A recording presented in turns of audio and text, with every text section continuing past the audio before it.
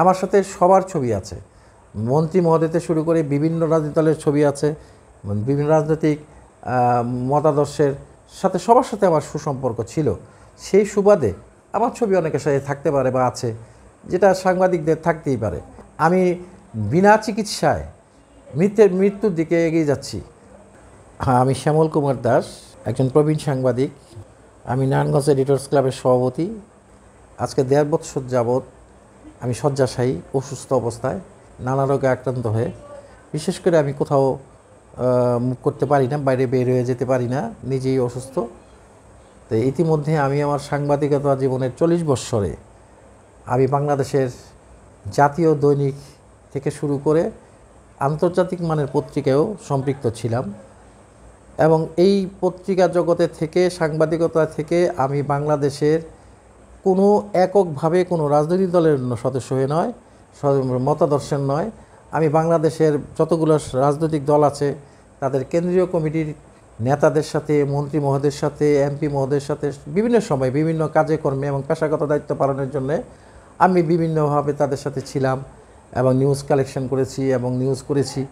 আমি কখনো হলদে সাংবাদিকতা বলতে যে জিনিসটা, সেটা করি নাই। আমি একজন বয়স্ক মানুষ।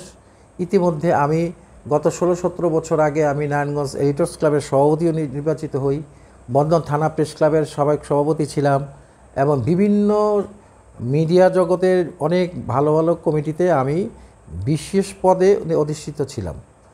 দুর্ভাগ্য হলো সত্য, আমি এখন মারাত্মকভাবে অসুস্থ, এবং এই মতো অবস্থায় কিছু চক্র দুর্বৃত্তায়ন যারা করে থাকে, তারা উদ্দেশ্যপ্রণোদিতভাবে আমাকে হেনস্থা করার জন্যে, আমাকে নানাভাবে আমার ছবি দিয়ে বা কারো নেতাদের ছবির সাথে সংশ্লিষ্ট করে, আমার সাথে সবার ছবি আছে, মন্ত্রী মহোদয়তে শুরু করে বিভিন্ন রাজনৈতিক দলের ছবি আছে, বিভিন্ন রাজনৈতিক মতাদর্শের সাথে সবার সাথে আমার সুসম্পর্ক ছিল। সেই সুবাদে আমার ছবি অনেকের সাথে থাকতে পারে বা আছে, যেটা সাংবাদিকদের থাকতেই পারে। এবং আমাকে যাতে প্রশাসনিক হোক, মবভাবে হোক, আমাকে একটা দলে অন্তর্ভুক্ত করার জন্য প্রচেষ্টা করছে। আমি সাংবাদিক মহল থেকে শুরু করে প্রশাসনের সকল শ্রেণীর, সকল আইনশৃঙ্খলা বাহিনীর দিকে দৃষ্টি আকর্ষণ করে বলছি যে আমি একজন মৃত পথযাত্রী, অসুস্থ রোগী, আমি একজন সাংবাদিক। আমি কখনো কোনো দিন সাংবাদিকতা জগতের অনিয়ম বা অনৈতিক কোনো কর্মকাণ্ডে লিপ্ত ছিলাম না, আদৌ নাই। আর এখন তো আমি বিশেষভাবে অসুস্থ, ঘর থেকে বেরোতে পারি না, হাঁটতে পারি না। আমি বিনা চিকিৎসায় মৃত্যুর দিকে এগিয়ে যাচ্ছি। আমি সকল সাংবাদিক ভাইদের একজন সাংবাদিক পেশার মানুষ হিসাবে সহযোগিতা চাচ্ছি, যাতে আমাকে নিয়ে কোনো ধরনের অপ্রীতিকর ঘটনা ঘটাতে না পারে। আমি যে কোনো সময় মারা যেতে পারি, এবং তাদের এই ধরনের মানসিক প্রেশারে এবং তারা যেগুলো করছে সেটা সাংবাদিকতা পড়ে না, বা যারা করছে তারা আমাকে হয়তো এই সকল ভয়ভীতি প্রদর্শন করার জন্য, স্বার্থের জন্যই করছে। আমি অত্যন্ত সহজ সরল একজন মানুষ, আমি সহজ সরলভাবে জীবনযাপন করেছি। আমি অনেক এই সাংস্কৃতিক জগতের সাথে জড়িত ছিলাম, আমি অনেক নাটক লিখেছি, বই লিখেছি, অনেক কিছুই করেছি, সমাজের জন্য অনেক কিছু কাজ করেছি। এবং আমি দীর্ঘদিন যাবৎ, দীর্ঘ যাবৎ আমি দেশের কল্যাণে অনেক ভালো ভালো কাজও করেছি।